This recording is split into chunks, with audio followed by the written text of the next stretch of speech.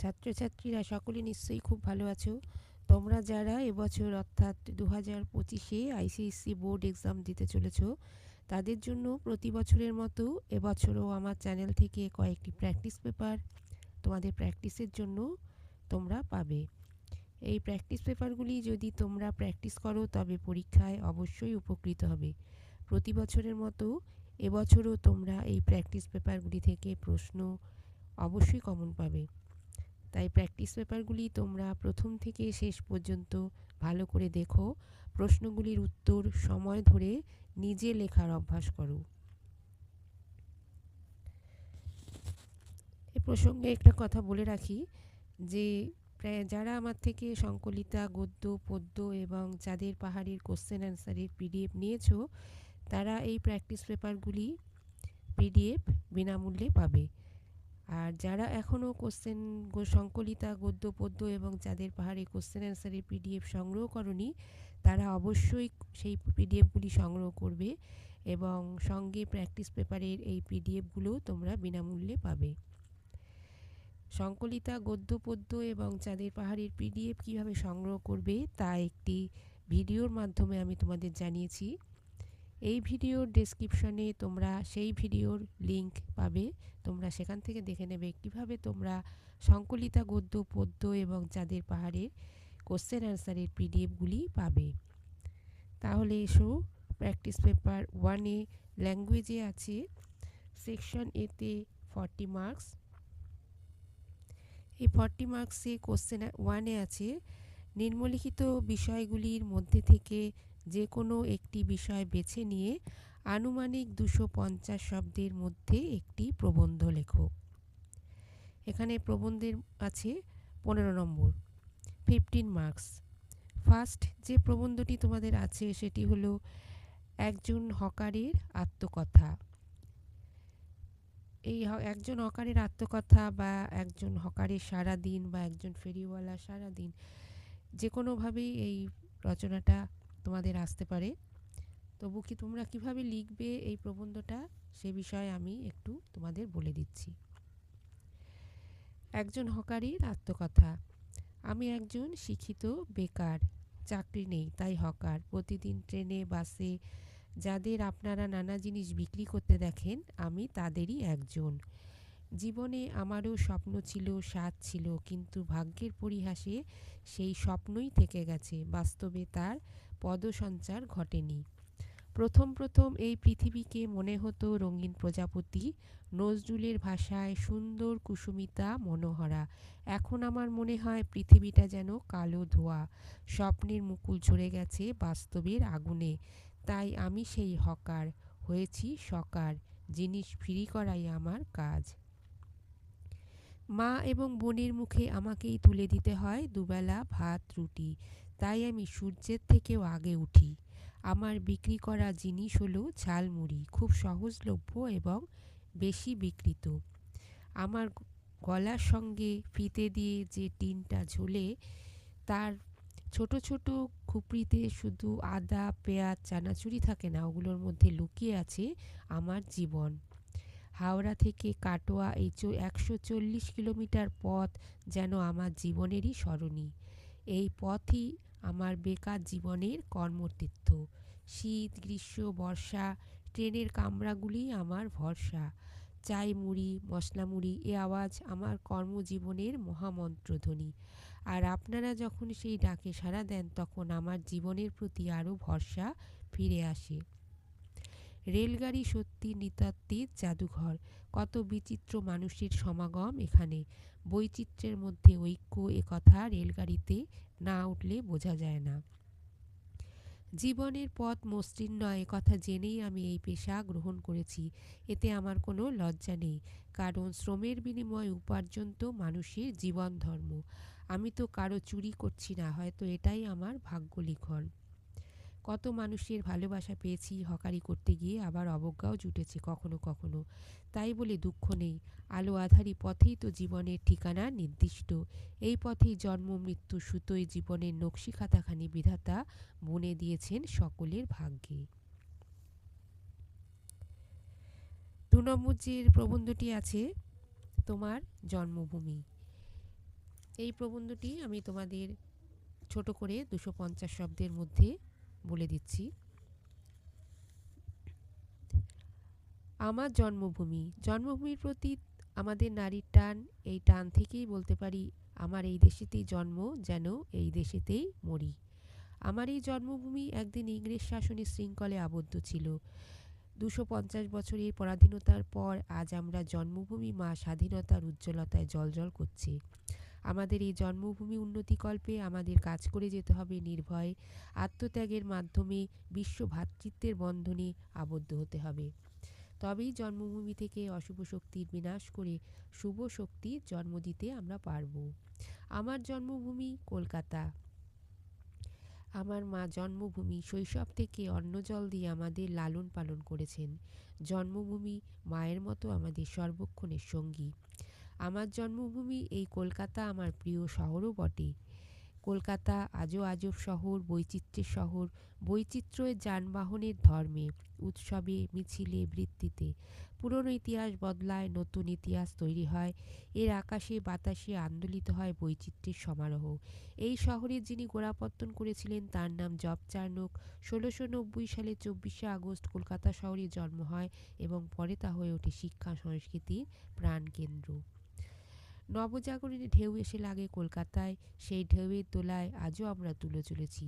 শিখেছি নতুন জীবন পথে এগিয়ে চলার মন্ত্র। এই কলকাতার 300 বছরের পূর্তি উপলক্ষে আমরা মেতে উঠেছিলাম সবাই। সকালে ফুরফুরে বাতাস, দিনের ট্রাফিক জ্যাম, দুপুরের প্যাচপ্যাচে গরম, সন্ধ্যায় একটা ছোট্ট কালবৈশাখী, রাতের কালো ধোঁয়া ভেদ করে এগিয়ে চলেছে কলকাতা।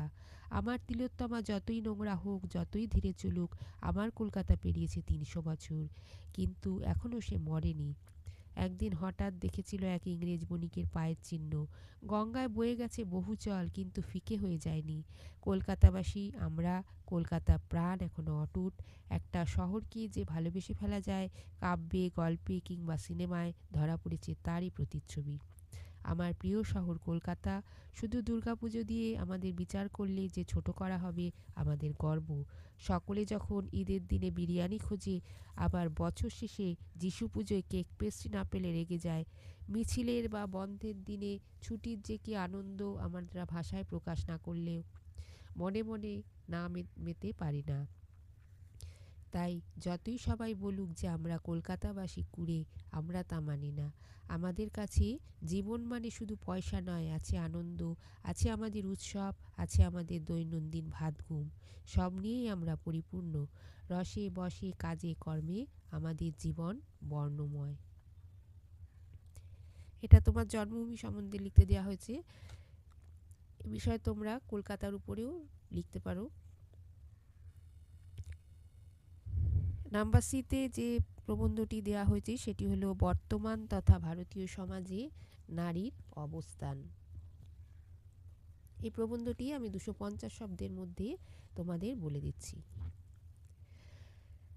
বর্তমানকালে একটি কথা খুবই শোনা যায়, সেটি হলো স্ত্রী স্বাধীনতা। সমস্ত পৃথিবীর মানুষ আজ কথা বুঝতে শিখেছে যে সমাজ জীবনে পুরুষের মতনই নারীরও রয়েছে সমানাধিকার। নারী পুরুষের সম্মিলিত প্রচেষ্টার মধ্য দিয়ে এগিয়ে চলেছে সভ্যতা। কিন্তু পৃথিবীতে আজও এমন অনেক দেশ রয়েছে যেখানে এখনও নারীকে তার যথার্থ সামাজিক ভূমিকা পালন করতে দেওয়া হয় না। কাজে এ বিষয়ে ভাবনা চিন্তা আন্দোলনের প্রয়োজন এখনও রয়েছে। মানব সমাজে নারীর স্থান কীরকম ছিল এই কথা বলতে গেলে ইতিহাসের দিকে তাকিয়ে আমরা নানা ধরনের ছবি দেখতে পাই। কোনো কোনো গবেষক বলেছেন সমাজে নারীর স্থান ছিল প্রধান, পুরুষ ছিল গৌণ। মধ্যযুগে যখন এদেশে একটা ঘোর অরাজক অবস্থা চলছিল, তখন থেকে নারী তার মাহাত্ম্য হারাতে শুরু করে। পুরুষও এই সামাজিক অব্যবস্থার সুযোগ নিয়ে নারীকে যেন তার ক্রীতদাসীতে পরিণত করে। নারীর আর কোনো অধিকারই থাকে না। সমাজ হয়ে ওঠে পুরুষ শাসিত। নারীর যে একটি সক্রিয় ভূমিকা এবং একটি স্বতন্ত্র স্থান এই সমাজে আছে, তা ক্রমশ সবাই বিস্মিত হতে শুরু করে। কিন্তু যুগের পর যুগ ধরে নারীর ওপর এই অন্ধ অনুশাসন চলতে পারেনি। ঊনবিংশ শতাব্দীর নবজাগরণের ফলে যখন নতুন চিন্তা ভাবনার সূত্রপাত হলো, তখন সমাজে নারী স্থানের পুনঃপ্রতিষ্ঠার চেষ্টা করা হয়। রামমোহনের সতীদাহ প্রথার বিলোপ, বিদ্যাসাগর বাল্যবিবাহ বন্ধ, বিবাহ প্রচলনের মধ্য দিয়ে দেশব্যাপী আলোড়ন সৃষ্টি করেন। মূল্যবোধের নানা পরিবর্তনের মধ্য দিয়ে নারী তার বর্তমান অবস্থায় এসে দাঁড়িয়েছে। আজ সমাজে তার গুরুত্ব ও প্রয়োজনীয়তা সম্বন্ধে কারোরই কোনো সংশয় থাকার কথা নয়। বিশ্ব রাজনীতি, খেলাধুলা, লেখাপড়া সব জায়গাতেই নারী নিজেকে পুরুষদের সমকক্ষ করে তুলেছে। এসবের মধ্য দিয়ে নারীর মর্যাদা অনেকাংশে বেড়ে গেছে। বহির্জগতে নারীর এই প্রাধান্য বৃদ্ধির সঙ্গে সঙ্গে সে কিন্তু গৃহকর্মের প্রতি অবহেলা বা অশ্রদ্ধা কখনোই প্রকাশ করেনি। শিশুর মনস্তত্ত্ব নারীর মতন আর কেউ বোঝে না। আজও নানা জীবিকার পাশাপাশি নারীর গৃহশিল্পের কর্মটি চির অম্লান এবং এইখানেই সে পুরুষের থেকে সম্পূর্ণ পৃথক। অর্থাৎ নারী চরিত্রের দ্বিসত্তা ভাবটি পুরুষের চরিত্রে সম্পূর্ণ অনুপস্থিত। পুরুষের পাশাপাশি নারী নিজের স্বতন্ত্র মহিমায় প্রতিষ্ঠিত করতে পেরেছে। নারীর জন্য খুলে গেছে বহির্বিশ্বের অবারিত দ্বার। এমনকি রাষ্ট্রযন্ত্রের প্রধান হিসেবেও নারী নিজেকে প্রতিষ্ঠিত করতে পেরেছে। যেমন আমাদের দেশের ইন্দিরা গান্ধী, ইংল্যান্ডের মার্গারেট থ্যাচার, সিংহালের বন্দর নায়ক, পাকিস্তানের বেনজির ভুট্টো এর দৃষ্টান্ত। শুধু রাজনীতি নয়, খেলাধুলা, সাহিত্য, শিল্প সবকিছুতে নারী তার শক্তি সামর্থ্যের যথার্থ প্রকাশ তুলে ধরতে সক্ষম হয়েছে। নারীর মধ্যে রয়েছে সেবা ধর্মের চির অম্লান আদর্শ। পুরুষের পাশাপাশি থেকেও তার হৃদয়ের অনুভূতির আধিক্য, দয়া, মায়া, চিরকল্যাণকামী মনোভাবটি বিশেষভাবে উল্লেখের দাবি রাখে। আজ নারী জীবিকার সন্ধানে তার ব্যক্তিত্বকে গৃহের বাইরেও ছড়িয়ে দিয়েছে। পুরুষের পাশাপাশি নারীও আজ স্বাধীন জীবিকায় ব্যস্ত। পাশ্চাত্য দেশগুলিতে নারী তার জীবিকার সন্ধানে অগ্রসর হতে গিয়ে তার পরিবার ধর্মের দিকটিকে প্রাধান্য দেয় না। এইখানে আমাদের দেশের নারী সমাজের সঙ্গে তাদের বিরাট পার্থক্য থেকে গেছে। নাম্বার ডিতে আছে, অল্প বিদ্যা ভয়ঙ্করী এই প্রবাদ অবলম্বনে একটি মৌলিক গল্প রচনা করো। এই গল্পটি তোমরা নিজের মতো লিখবে। এই গল্পটি মৌলিক গল্প, তাই সুতরাং তোমাদের নিজের মতো একটি গল্প বানাবে যেখানে অল্প বিদ্যা ভয়ঙ্করী এই সত্যটি উঠে আসে। কোশ্চেন নাম্বার ইতে আছে, নিচের প্রদত্ত ছবিটি ভালো করে দেখো। ছবিটির বিস্তারিত বর্ণনা দাও। ছবিটি তোমার মনে যে ভাব ফুটিয়ে তুলেছে তা স্পষ্ট করে লেখো। ছবিটির সঙ্গে তোমার রচনার ঘনিষ্ঠ সম্বন্ধ থাকা চাই। ছবিটা তোমরা ভালো করে দেখো। ছবিটির মধ্যে কি দেখা যাচ্ছে সেটা তোমাকে প্রথমে একটি প্যারার মধ্যে লিখতে হবে, কয়েকটি লাইনে। তুমি ছবিতে কি কি দেখছো? এটার মধ্যে যেটা বোঝা যাচ্ছে সেটা হলো শিশু শ্রমিক সমস্যা, অর্থাৎ শিশুরাই মাথায় ইট করে নিয়ে যাচ্ছে। শিশুরা রান্না করছে, বাসন মাজছে, মাটি চাষাবাদ করছে, আবার বাড়ি তৈরির কাজেও শিশুদের ব্যবহার করা হচ্ছে। ছবিটার মধ্যে স্পষ্ট। এটা তোমাদের লেখার পরে এবার শিশু শ্রমিকদের সম্বন্ধে তোমাদের কিছুটা লিখতে হবে 250 শব্দের মধ্যে। এখানে আমি কিছুটা বলে দিচ্ছি শিশু শ্রমিক সম্বন্ধে। সেটা হলো যে মানবতাবাদী কবি বিশ্ব শিশুর কল্যাণ কামনায় একদিন যে আশীর্বাণী উচ্চারণ করেছিলেন তারই মধ্যে লুকিয়ে আছে পৃথিবীকে শিশুর বাসযোগ্য করে যাবার অন্তর্নিহিত সত্যটি। সেই নিগুড় সত্যের ধারাপথে চলতে চলতে দুর্ভিক্ষের কবি সুকান্ত ভট্টাচার্য বিপন্ন মানবতার উদ্ধারকল্পে ঘোষণা করেছিলেন, যতক্ষণ দেহে আছে প্রাণ, প্রাণপণে পৃথিবীর সরাবো জঞ্জাল, এই বিশ্বকে শিশুর বাসযোগ্য করে যাব আমি। আজ সভ্যতার যে উচ্চ চূড়ায় অবস্থান করে মানব মহিমা যখন বিজ্ঞানের গৌরব রথের সারথি হয়ে সদর্পে ঘোষণা করছে আমি বিধির বিধান ভাঙিয়াছি, ঠিক তখনই জীবন্ত শিশু দেবতার ক্রন্দন রোল আমাদের বিবেকের দরজায় সজোরে করাঘাত করে। বলে অন্ন চাই, প্রাণ চাই। শুধু বাঁচার তাগিদে লক্ষ লক্ষ শিশু আজ নেমে পড়েছে বিশ্বের পথে পথে। এই শিশু শ্রমিকের দল মানব সভ্যতার অন্তঃসার শূন্যতার জীবন্ত প্রমাণ। শুভবুদ্ধির বিবেক তাই আজ সোচ্চার হয়ে উঠেছে শিশু শ্রমিকের প্রতি এতটুকু করুণার জন্য।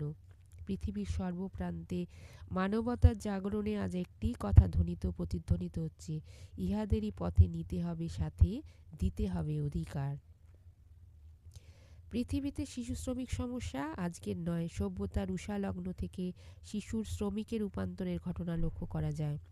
সীমাহীন দারিদ্র্যই এর অন্যতম কারণ। পিতামাতার আর্থিক সংকট, নিত্য অভাব একজন শিশুকে বাধ্য করে কারখানা বা কোনো হোটেল রেস্তোরাঁয় কাজ করতে। ফলে শৈশবের গণ্ডি পার হবার আগেই তাদের জীবনবৃন্ত থেকে ঝরে পড়ে প্রতিভার মুকুল।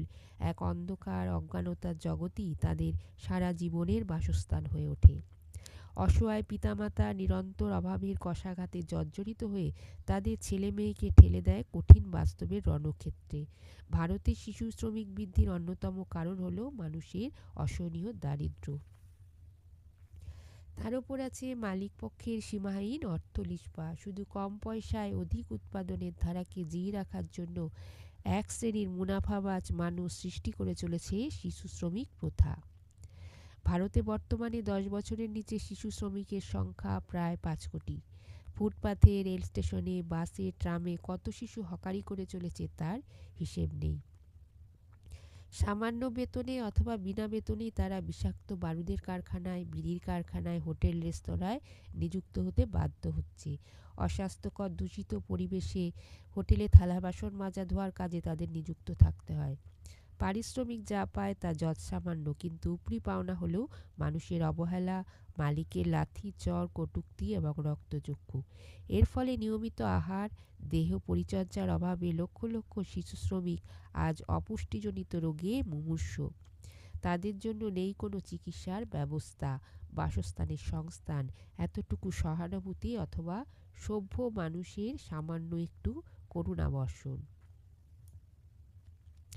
শিশুকে আমাদের সমাজের একজন ভেবে তার অধিকার প্রতিষ্ঠায় সকলকে সচেষ্ট হতে হবে। মানুষের স্বার্থবুদ্ধি, অর্থলোলুপতা আর নিষ্ঠুরতার শিকার লক্ষ লক্ষ শিশুকে নিয়ে আসতে হবে স্নেহ ভালোবাসার পরিমণ্ডলে। আগামী দিনের সমৃদ্ধি এবং রাষ্ট্রের শক্তিকে মজবুত করতে হলে শিশুর সার্বিক বিকাশ ঘটিয়ে তাকে সুনাগরিক করে তুলতে হবে। কেবলমাত্র শিশুবর্ষ পালন, শিশু দিবস উদযাপন করলেই সমস্যা দূর হবে না। সর্বাগ্রে প্রয়োজন মানুষের শুভ চেতনার উদয়। আপনার সন্তান স্নেহে অসহায় শিশুকে বুকে তুলে নিতে হবে। তাদের দেহ ও মনের বিকাশে মমত্ববোধ আর সহমর্মিতার দ্বারা সরকারি পরিকল্পনাকে বাস্তবায়িত করতে হবে। তবেই সত্য হবে মানুষের কবি সুকান্তের সে অঙ্গীকার, এ বিশ্বকে এ শিশুর বাসযোগ্য করে যাব আমি। শিশু শ্রমিক সমস্যা নিয়ে তোমাদের প্রবন্ধও আসতে পারে। কাজেই এই প্রবন্ধটি যেটি আমি পড়লাম সেটি তোমরা এই ছবির মাধ্যমে হতে পারে, আবার কোনো প্রবন্ধের মধ্যেও তোমরা লিখতে পারো। এবার কোশ্চেন নাম্বার 2তে আছে লেটার রাইটিং। নিম্নলিখিত বিষয় দুটির মধ্যে যে কোনো একটি বিষয় নিয়ে আনুমানিক 120 শব্দের মধ্যে একটি পত্র লেখো। এখানে থাকবে 7 মার্কস। এতে রয়েছে প্রতিযোগিতার ইঁদুর দৌড়ে এই প্রজন্মের ছেলে মেয়েদের মানসিক চাপ প্রবল। মানসিক ও শারীরিক সুস্থতার প্রয়োজনে যোগব্যায়ামের অনিবার্য প্রভাব সম্পর্কে বন্ধুকে চিঠি লেখো। এই যোগব্যায়ামের সুফল সম্বন্ধে তোমাদের এই বিষয়ে চিঠি লিখতে হবে। 2তে আছে রাস্তায় অটো চালকদের ঔদ্ধত্য ও সাধারণ যাত্রীদের প্রতি দুর্ব্যবহার সম্পর্কে সংবাদপত্রে একটি চিঠি লেখো। ঠিক কীভাবে লিখবে সে বিষয়ে আমি একটি ভিডিও করেছি। বন্ধুকে বা সংবাদপত্র সম্পাদককে বা পৌরসভাকে যেখানে চিঠি লিখতে হবে বিষয়ে আমার একটা ভিডিও আছে, তোমরা সেখান থেকে দেখে নেবে কিভাবে তোমরা চিঠি লিখবে। কোশ্চেন নাম্বার 3তে আছে কম্প্রিহেনশন। নিম্নলিখিত অংশটি ভালো করে পড়ে প্রদত্ত প্রশ্নগুলির উত্তর দাও। এখানে 10 মার্কসের কম্প্রিহেনশন তোমাদের থাকবে। প্রথমে তোমরা প্যাসেজটি ভালো করে পড়বে, তারপর প্রশ্নগুলো দেখবে এবং প্রশ্নগুলো উত্তর তোমরা প্যাসেজের মধ্যে থেকেই বের করবে। তাহলে আমি প্রথমে প্যাসেজটি পড়ছি। প্রিয় শঙ্কু, তোমাকে খবরটা দেবার জন্য এই চিঠির রচনা। আমাদের দেশের কাগজে খবরটা বেরিয়েছে, কিন্তু ভারতবর্ষে হয়তো বেরোয়নি। ম্যাড্রিডের এক লাইব্রেরিতে একটি অতি প্রাচীন লিপি, পাণ্ডুলিপি পাওয়া গিয়েছে। প্রায় 3 বছর আগে স্পেনের বিখ্যাত ভাষাবিদ প্রফেসর আলফানসো বেরেটা 3 মাসে এই লিপির পাঠ উদ্ধার করেন এবং একটি সাংবাদিক সম্মেলনে সেটি সম্পর্কে অনেক কিছু বলেছেন। এই লিপির লেখকের নাম হলো ডন ক্রিস্টোবান্ডি এবং এর রচনাকাল 1883 থেকে 1893 এর মধ্যে, আজ থেকে অনেক বছর আগে। বেরেটা বলেছেন, এই পাণ্ডুলিপিতে ক্রিস্টোবান্ডি অজস্র ভবিষ্যৎবাণী করে গেছেন, তার অনেকগুলো সত্যি হয়েছে। তুমি তো ফরাসি গণৎকার নস্ট্রাডামুসের কথা জানো। নস্ট্রাডামুসের জন্ম 1503 খ্রিস্টাব্দে এবং তিনিও পদ্যে অনেক ভবিষ্যৎবাণী করে গিয়েছিলেন, যার অনেকগুলি পরবর্তী সময় সত্য হয়েছে। লন্ডনের প্লেগ, অগ্নিকাণ্ড, ফরাসি বিপ্লব, সম্রাট ষোড়শ লুইয়ের লাঞ্ছনা, নেপোলিয়নের উত্থান এবং পতন, লুই পাস্তুরের যুগান্তকারী আবিষ্কার, এমনকি আমাদের যুগের হিরোশিমা নাগাসাকির উপর আণবিক বোমাবর্ষণ, অষ্টম এডওয়ার্ডের সিংহাসন ত্যাগ, হিটলারের উঠে আসা, সবই তথা আরও অনেক কিছুই নস্ট্রাডামস সঠিকভাবে বর্ণনা করে গেছেন। কিন্তু স্প্যানিশ পাণ্ডুলিপিতে যা ভবিষ্যৎবাণী আছে তা নস্ট্রাডামুসের কীর্তিকে ম্লান করে দেয়। গত 500 বছরে এমন কোনো বিখ্যাত ঐতিহাসিক ঘটনা নেই যা ক্রিস্টোবান্ডি তার দিব্য দৃষ্টিতে প্রত্যক্ষ করেননি। আমার তো বিশ্বাস তিনি তোমার কথাও বলে গেছেন। বিংশ শতাব্দীতে এক অসাধারণ প্রতিভাশালী বিজ্ঞানীর আবির্ভাব হবে, যার আদ্য অক্ষর অর্থাৎ নামের শুরুর প্রথম অক্ষর এস। তাহলে সেই ব্যক্তি তুমি ছাড়া আর কে হতে পারে বলতো? একথা মানতেই হবে প্রফেসর শঙ্কু ভারতবর্ষের অন্যতম শ্রেষ্ঠ বিজ্ঞানী। প্রশ্ন নম্বর এতে আছে, কাকে পত্রখানি লেখা হয়েছে, তিনি কোন দেশের মানুষ? উত্তর হবে, প্রথমেই লেখা আছে যে বিজ্ঞানী প্রফেসর শঙ্কুকে, প্যাসেজের প্রথমেই দেওয়া আছে এটা, বিজ্ঞানী প্রফেসর শঙ্কুকে পত্রখানি লেখা হয়েছে, তিনি ভারতবর্ষের মানুষ। প্রশ্ন নম্বর 2তে আছে, আলফেন্সো বেরেটা কে? আলফেন্সো বেরেটা হলেন স্পেনের বিখ্যাত ভাষাবিদ, প্রফেসর।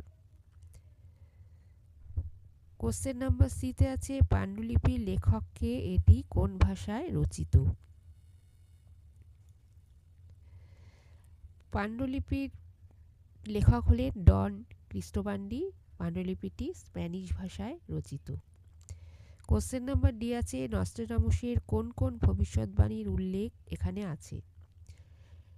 লন্ডনের প্লেগ ও অগ্নিকাণ্ড, ফরাসি বিপ্লবে সম্রাট ষোড়শ লুইয়ের লাঞ্ছনা, নেপোলিয়নের উত্থান এবং পতন, লুই পাস্তুরের যুগান্তকারী আবিষ্কার, এমনকি আমাদের যুগের হিরোশিমা নাগাসাকির উপর আণবিক বোমাবর্ষণ, অষ্টম এডওয়ার্ডের সিংহাসন ত্যাগ, হিটলারের উঠে আসা ইত্যাদি নস্ট্রাডামুসের ভবিষ্যৎবাণীর পাণ্ডুলিপিতে উল্লেখ আছে। তোমরা প্যাসেজ থেকে সম্পূর্ণ দেখে লিখতে পারবে। তোমাদের প্রথমে প্যাসেজ থেকে খুঁজে বের করতে হবে প্রশ্নের উত্তরটা কোথায় আছে। প্রশ্ন নম্বর ইতে আছে, পাণ্ডুলিপিতে কি ভবিষ্যৎবাণী লেখা আছে? পাণ্ডুলিপিতে ক্রিস্টোবান্ডি ভবিষ্যৎবাণী করেছেন, বিংশ শতাব্দীতে এক অসাধারণ প্রতিভাশালী বিজ্ঞানীর আবির্ভাব হবে, যার আদ্য অক্ষর অর্থাৎ নামের শুরুর প্রথম অক্ষর এস। এরপর কোশ্চেন নাম্বার 4, নিম্নলিখিত প্রশ্নগুলির উত্তর নির্দেশ অনুসারে লেখো। এটা ব্যাকরণ থেকে প্রশ্ন দেওয়া হয়েছে, পাশে নির্দেশ দেওয়া থাকবে, তোমরা সেই নির্দেশ অনুসারে ব্যাকরণ থেকে প্রশ্নের উত্তরগুলো করবে। প্রথমে আছে, এক কথায় প্রকাশ করো। নাম্বার 1, দুই নদীর মধ্যবর্তী স্থান। দ্বীপ, দৈরথ, দোয়াব, দ্বিজ। অ্যান্সার হবে অ্যান্সার সি, দোয়াব। কোশ্চেন নাম্বার 2তে আছে, উপযুক্ত বাগধারা বসিয়ে শূন্যস্থান পূরণ করো। টাকার কথা ভাবছিলাম এমন সময় লটারিতে প্রথম পুরস্কার এসে গেল, এ যে লঙ্কাকাণ্ড, মিশ্রিত ছুরি, সাপের 5 পা দেখা, মেঘনা চাইতে জল। অ্যান্সার হবে অপশন ডি, মেঘনা চাইতে জল। টাকার কথা ভাবছিলাম এমন সময় লটারিতে প্রথম পুরস্কার এসে গেল, এই যে মেঘনা চাইতে জল। কোশ্চেন নাম্বার 3তে আছে, উপযুক্ত ধনাত্মক শব্দ বসিয়ে শূন্যস্থান পূরণ করো। ড্যাশ জ্যোৎস্নায় সমস্ত পর্বত আচ্ছাদিত। কুচকুচে, ঘুটঘুটে, গনগনে, ফুটফুটে। অ্যান্সার হবে ফুটফুটে জ্যোৎস্নায় সমস্ত পর্বত আচ্ছাদিত, অপশন ডি। শুদ্ধ বানানটি লেখো নাম্বার 4-এ। শারীরিক বানানটি এখানে অপশন ডিতে যে শারীরিক বানানটা আছে সেটি শুদ্ধ বানান টালিবস্বয়াকার রয় দীর্ঘী রয় রস্যি ক। নাম্বার 5-এ তনয়া শব্দটির অর্থ কি হবে? বন্ধু, কন্যা, স্ত্রী, মাতা। অ্যান্সার হবে অপশন বি, তনয়া শব্দের অর্থ হলো কন্যা। কোশ্চেন নাম্বার 6, সব কথা ঠিক ঠিক উত্তর দেয়, এটি কি জাতীয় বাক্য? নেতিবাচক, নির্দেশক, ইতিবাচক, প্রশ্নবাচক। উত্তর হবে অপশন সি, ইতিবাচক। কোশ্চেন নাম্বার 7, এই নদী ধবলগিরির উচ্চতম শৃঙ্গ হইতে আসিয়াছে, এটি ভাববাচ্যে হবে এই নদী ধবলগিরির উচ্চতম শৃঙ্গ হইতে আসা হইয়াছে। এই নদী ধবলগিরির উচ্চতম শৃঙ্গ কর্তৃক আসিয়াছে। এই নদী ধবলগিরির উচ্চতম শৃঙ্গ থেকে এসেছে। এই নদী ধবলগিরির উচ্চতম শৃঙ্গ থেকে আসা হয়েছে। অ্যান্সার হবে অপশন এ, এই নদী ধবলগিরির উচ্চতম শৃঙ্গ হইতে আসা হইয়াছে। কোশ্চেন নাম্বার 8, কথা শব্দটি প্রতিশ্রুতি অর্থে হবে আমার কথা শুনলে তোমার বিপদ হতো না, মহাভারতের কথা অমৃত সমান, তাকে আমি পাকা কথা দিয়েছি, কথা যখন দিয়েছি তখন তা পালন করব। উত্তর হবে অপশন ডি, কথা যখন দিয়েছি তখন তা পালন করব। 8 মার্কসের ব্যাকরণগত প্রশ্ন তোমাদের থাকবে, তোমরা এখানে সম্পূর্ণ বাক্যে সেগুলো উত্তর লিখবে। এরপর আছে 40 মার্কসের সেকশন এ তোমাদের হয়ে গেল। এবার সেকশন বিতে তোমাদের 40 মার্কস থাকবে। সেখানে তোমাদের 3টে বই, সংকলিতা গদ্য, সংকলিতার পদ্য এবং চাঁদের পাহাড় অথবা জাম্বো। এখানে আমি সংকলিতার গল্প থেকে প্রশ্ন দিয়েছি এবং পদ্য থেকে প্রশ্ন দিয়েছি, কিন্তু চাঁদের পাহাড়ের কোনো প্রশ্ন আমি দিইনি। চাঁদের পাহাড়ে তোমার সম্পূর্ণ উপন্যাস পড়তে হবে এবং চাঁদের পাহাড়ের কোশ্চেন অ্যান্সারের পিডিএফ তোমরা আমার থেকে অবশ্যই সংগ্রহ করবে। সেখান থেকে তোমরা অনেক প্রশ্নই কমন পাবে। এখানে ছোট গল্পের তোমরা কোশ্চেন যে লিখবে সেটি হলো 40 মার্কসের থাকবে। তোমাদের এখানে 10 নম্বর করে এক একটি কোশ্চেনে থাকে। সেখানে তোমাদের 4টে কোশ্চেন লিখতে হবে এই 3টে বই থেকে। সংকলিতা গদ্য থেকে তোমরা যদি 2টো লেখো তাহলে পদ্য থেকে একটা লিখবে, চাঁদের পাহাড় বা জাম্বো থেকে একটা লিখবে। আর পদ্য থেকে যদি 2টো প্রশ্ন লেখো তাহলে গদ্য থেকে একটা লিখবে, আর সংকলিতা চাঁদের পাহাড় বা জাম্বো থেকে একটা প্রশ্ন লিখবে। অর্থাৎ মোট তোমাদের 4টে প্রশ্ন 3টে বই থেকে লিখতে হবে। তাহলে সেকশন বিতে সংকলিতা ছোট গল্পে কোশ্চেন নাম্বার 5-এ যে প্রশ্নটি দেয়া হয়েছে সেটি হলো নীল মানুষের কাহিনী থেকে দেয়া হয়েছে, কিন্তু তাকে দেখে তো কেউ ভয় পেত না। কোশ্চেন নাম্বার ক, তাকে বলতে কাকে বোঝানো হয়েছে? অ্যান্সার হবে সুনীল গঙ্গোপাধ্যায় নীল মানুষের কাহিনী গল্পে তাকে বলতে শ্রীকৃষ্ণের কথা বলা হয়েছে। তার এরকম ভাবনার কারণ কি? অ্যান্সার হবে দৈত্যটার গায়ের রং ছিল নীল, তাকে দেখে সকলে ভয় পাচ্ছে, এমনকি যে চিত্রার সঙ্গে তার বিয়ে হওয়ার কথা ছিল সেও তাকে দেখে চিনতে পারল না।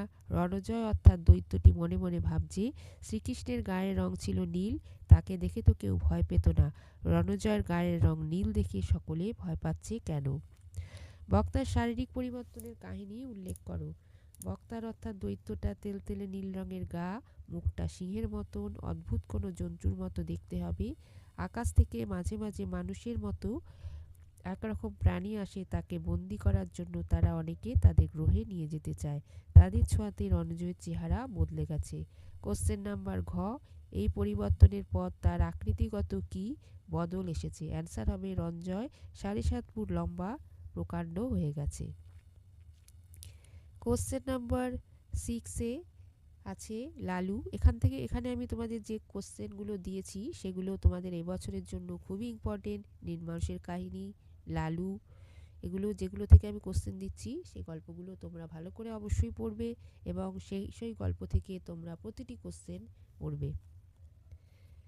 যে গাড়ি প্রথমে পাবো সেই গাড়িতে দেশে পালাবো, ভাবনাটি কার? উত্তর হবে শরৎচন্দ্র চট্টোপাধ্যায় রচিত লালু গল্পে ভাবনাটি লালুর মায়ের গুরুদেব স্মৃতিরত্নের। কোশ্চেন নাম্বার খ, তার এই ভাবনার কারণ কি? গুরুদেব স্মৃতিরত্নের এই ভাবনার কারণটি হলো তিনি নন্দরানীর বাড়িতে এসেছেন, কিন্তু রাত্রিবেলায় ঘুমের মধ্যে তার গায়ে জল পড়তে লাগলো, বিছানা ভিজে গেল, ঘরের বাইরে বেরিয়ে এসেও মশাদের হাত থেকে রক্ষা পেলেন না। স্মৃতিরত্ন ভাবলেন এই দুর্ভাগা দেশে আর থাকবেন না, সকাল হলে যে গাড়িতে প্রথমে পাবেন সেই গাড়িতে দেশে চলে যাবেন। কোশ্চেন নাম্বার গ, দেশ বলতে কি বোঝানো হয়েছে? অ্যান্সার হবে দেশ বলতে গুরুদেব স্মৃতিরত্নর দেশ ফরিদপুরের কথা বলা হয়েছে। কোশ্চেন নাম্বার ঘ, কিভাবে সমস্ত রহস্যের সমাধান হলো? গুরুদেবকে যে ঘরে থাকতে দেওয়া হয়েছিল সে ঘরের উপরে আরও দুটি তলা আছে, বৃষ্টির জল নিচে কি করে পড়বে? লালুর মা ভাবলেন এই কাজ শয়তান লালুর শয়তানি বুদ্ধি। বিছানা হাতড়ে লালুর মা দেখলেন মশারি থেকে জল পড়ছে এবং দেখতে পেলেন মশারির উপরে ন্যাকড়ায় বাঁধা এক চাঙড় বরফ। কোশ্চেন নাম্বার 7 নাম গল্প থেকে দেওয়া হয়েছে। অসীম অবাক হয়ে ভাবে তার জীবনটা কীরকম হবে কে জানে। কোন প্রসঙ্গে অসীম এরকম ভাবে? উত্তর হবে নরেন্দ্রনাথ মিত্র রচিত নাম গল্পে অবসর সময়ে অসীম মিসেস চৌধুরীর ঘরের জিনিসপত্র দেখে, বাড়ির মৃতকর্তার আলমারি ভরা বই, সোনার জলে নাম লেখা অসীম কুমার চৌধুরী, বাড়ির দেওয়ালে গ্রুপ ফটো, অফিসের ফেয়ারওয়েলের ফটো, রঙিন ঢাকনায় ঢাকা সেতার, হরিণের শিং, সব কিছু রাখা আছে। অসীমের নামে নাম এই ভদ্রলোকের কত গুণ ছিল, কত জিনিসপত্র রেখে গেছে। অসীম অবাক হয়ে ভাবে তার জীবনটা কীরকম হবে কে জানে। প্রশ্ন নম্বর খ, এরপর মিসেস চৌধুরী তাকে কি কথা দেন? উত্তর হবে এরপর মিসেস চৌধুরী তার পড়াশোনার আগ্রহের কথা শুনে তাকে একটা নাইট স্কুলে পড়ার ব্যবস্থা করে দেবেন বলে কথা দেন। কোশ্চেন নাম্বার গ, মিসেস চৌধুরীর ছুটির দিন বিকেলে বাড়িতে কি ঘটেছিল? উত্তর হবে একদিন মিসেস চৌধুরীর ছুটির দিন বিকেলে বাড়িতে কজন ভদ্রলোক ও মহিলা এসেছেন তার সঙ্গে দেখা করতে। মিসেস চৌধুরী হঠাৎ অসীমকে গোবিন্দ গোবিন্দ বলে ডাকলেন। অসীম তাদের জন্য চা ও খাবার তৈরিতে ব্যস্ত ছিল, সাড়া দিতে ভুলে গেল। মিসেস চৌধুরী অসীমের কাছে এসে তাকে ডাকার কথা বললেন। প্রায় ডাকলে সে সাড়া দেয় না। অসীম তখন বলল সে অন্যমনস্ক হয়ে পড়ে, তার খেয়াল থাকে না। মিসেস চৌধুরী তখন অসীমকে বলেন তার ভারী স্পর্ধা হয়েছে, মুখে মুখে জবাব দিতে শিখেছে। অসীম তার বকুনিতে বড় দুঃখ পেল। সেদিন এবং পরদিন মুখ ভার করে রইল, সে সারাক্ষণ শুধু চুপ করে রইল। এই ঘটনার পর অসীমের জীবনের কোন ঘটনা ঘটল? ঘটনার পরদিন খালি বাড়িতে বুড়ি ঠাকুমার সঙ্গে অসীমের গল্প করতে ইচ্ছা হলো। বুড়ি ঠাকুরমা অসীমকে জিজ্ঞাসা করে সে মাঝে মাঝে কোথায় উধাও হয়ে যায়। অসীম বলে সে তার মার সঙ্গে দেখা করতে যায়, মা তার নাম ধরে ডাকেন সে শোনে।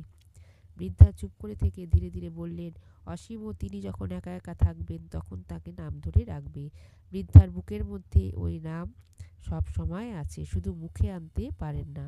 অসীম কোনো কথা না বলে বৃদ্ধার দিকে তাকিয়ে এগিয়ে বসে। এবার সংকলিতা পদ্য থেকেও 3টে কোশ্চেন থাকবে, তোমরা যে কোনো একটি বা দুটি কোশ্চেন এখান থেকে লিখতে পারো। এবং যে কোশ্চেনগুলো আমি এখানে দিচ্ছি সেই পদ্যগুলি খুবই এবছরের জন্য ইম্পর্টেন্ট। তোমরা সেই পদ্যগুলো খুব ভালো করে পড়বে এবং কোশ্চেন অ্যান্সারগুলিও সেই পদ্য থেকে পড়বে। ফুল ফুটুক না ফুটুক আজ বসন্ত। ফুলকে ফোটার কথা কেন বলা হয়েছে? ফুল ফুটুক না ফুটুক কবিতা থেকে এটা নেওয়া হয়েছে। সুভাষ মুখোপাধ্যায়ের ফুল ফুটুক না ফুটুক কবিতায় কবি বলেছেন বসন্ত এলেই ফুল ফোটে, সমাজ জীবনে যুদ্ধ দাঙ্গা দুর্ভিক্ষ যাই থাকুক না কেন বসন্ত এলে স্বাভাবিক নিয়মেই ফুল ফুটবে, তাই ফুলকে ফোটার কথা বলা হয়েছে।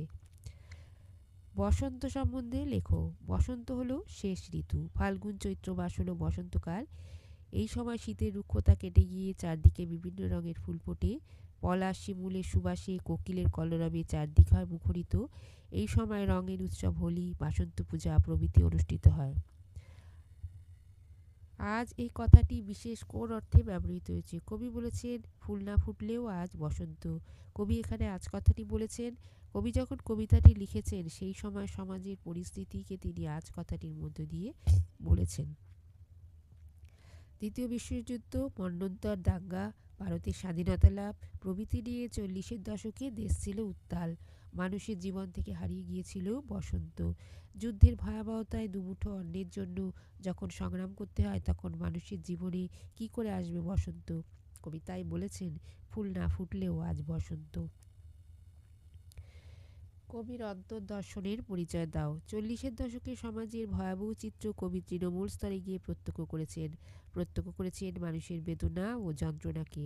দুর্ভিক্ষের কবলে পড়ে কত শত শত মানুষের প্রাণহানি দেখেছেন ব্ল্যাক আউটের কালো রাত্রি, স্বপ্ন দেখা মেয়ের স্বপ্ন ভেঙে যাওয়ার যন্ত্রণা। সঙ্গে কবি কবিতায় আবার এও বার্তাও দিয়েছেন যে ভয়াবহ সমাজের মধ্যে প্রকৃতির নিয়মে আসবে বসন্ত, গাছের কচি পাতায় ফুটে উঠবে ফুল, সমাজের ভয়াবহতা চলে গিয়ে উজ্জ্বল হবে পৃথিবী।